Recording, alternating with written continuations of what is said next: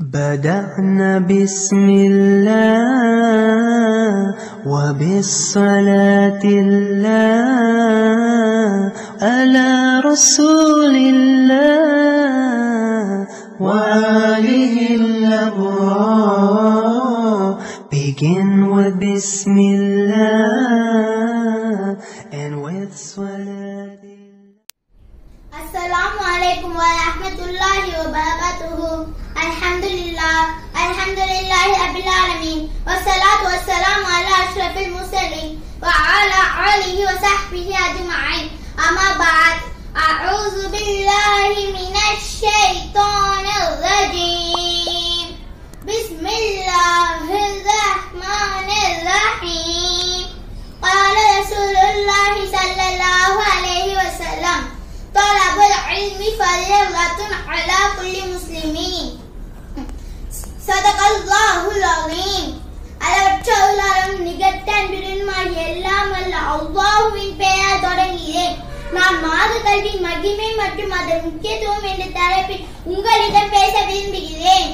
அல்லாஹ் தன் திருமறையில் கூறுகிறான், யர்ஃபஇல்லாஹுல்லஸீன ஆமனு மின்கும் வல்லஸீன ஊதுல் இல்ம தரஜாத்.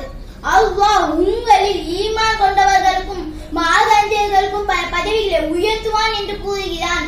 அதாவது ஈமான் கொண்டவர்களும் மார்க்கஞ்சர்களும் இறைவனை அறிந்து அதிகம் பயப்படுவார்கள்.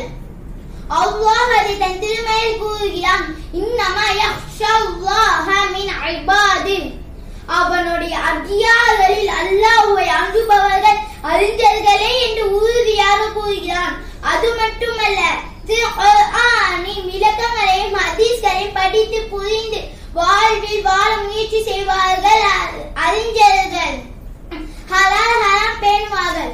ஒரு முஃமின் தொழுகை விட்டால் அல்லது ஹராமை செய்ய முற்பட்டால் எந்த ஒரு கவலையும் வராது. அதுவே ஒரு மாத அறிஞர் ஒரு வக்து தொழுகை விட்டால் உள்ளத்தில் அல்லாஹ் நம்மை தண்டிப்பான் என்ற பயமும் ஏற்படும்.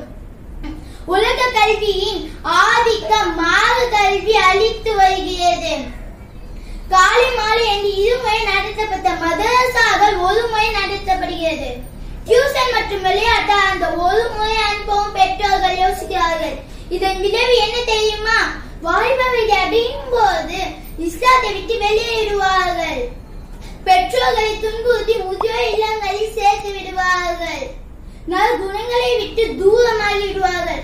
அல்லாஹ் இதை விட்டு நம்மளை பாதுகாப்பானாக. ஆமீன். மார்க்க கல்வி என்பது குர்ஆனை ஓதுவதும் சூறாக்களை மனனம் செய்வதும் மட்டுமல்ல, மாறாக ஹதீஸ்களை படித்து புரிந்து நடப்பதும், ஃபிக்ஹ் சட்டங்களை கற்பதும், ஹலால் ஹராமை பேணுவதும், நற்குணங்களுடன் வாழ்வதும், உள்ளத்தில் தக்வாவை பதிய வைப்பதும் மார்க்க கல்வி என்று புரிய வேண்டும். எனவே முஹம்மது நபி ஸல்லல்லாஹு அலைஹி வஸல்லம் அவர்கள் கூறினார்கள், தலபுல் இல்மி ஃபரீதத்துன் அலா குல்லி முஸ்லிமீன். கல்வியை தேடுவது அனைத்து முஸ்லிம்களின் மீதும் கடமையாகும் என்று முஹம்மது நபி ஸல்லல்லாஹு அலைஹி வஸல்லம் அவர்கள் கூறினார்கள். ஆனால் குர்ஆனை ஓதுவது அனைத்து முஸ்லிம்களின் மீதும் கடமையாகும் என்று சொல்லவில்லை. மார்க்க கல்வியை கற்பிப்பவர்களுக்கு முஹம்மது நபி ஸல்லல்லாஹு அலைஹி வஸல்லம் அவர்கள் ஏராளமான சிறப்புகளை கூறியிருக்கிறார்கள். கல்வியை தேடி செல்பவருக்கு அல்லாஹ் சொர்க்கத்தின் பாதையை லேசாக்குவான். ஒரு முறை முஹம்மது நபி ஸல்லல்லாஹு அலைஹி வஸல்லம் அவர்கள் ஒரு மஸ்ஜிதுக்குள் நுழைந்தார்கள். ஒரு புறம் ஒரு கூட்டம் zikr செய்து கொண்டிருந்தார்கள். மறுபுறம் குர்ஆனின் விளக்கங்களை படித்துக் கொண்டிருந்தார்கள். ஆனால் முஹம்மது நபி ஸல்லல்லாஹு அலைஹி வஸல்லம் அவர்கள் குர்ஆனை கற்றுக் கொடுப்பவர்களுடன் அமர்ந்தார்கள். வல்லவன் அல்லாஹ் மார்க்க கல்வியை கற்று அதன் வழியில் நடந்து பிறகு கற்றுக்கொள்ளும் பாக்கியத்தினை நம் அனைவருக்கும் வழங்கிடுவானாக.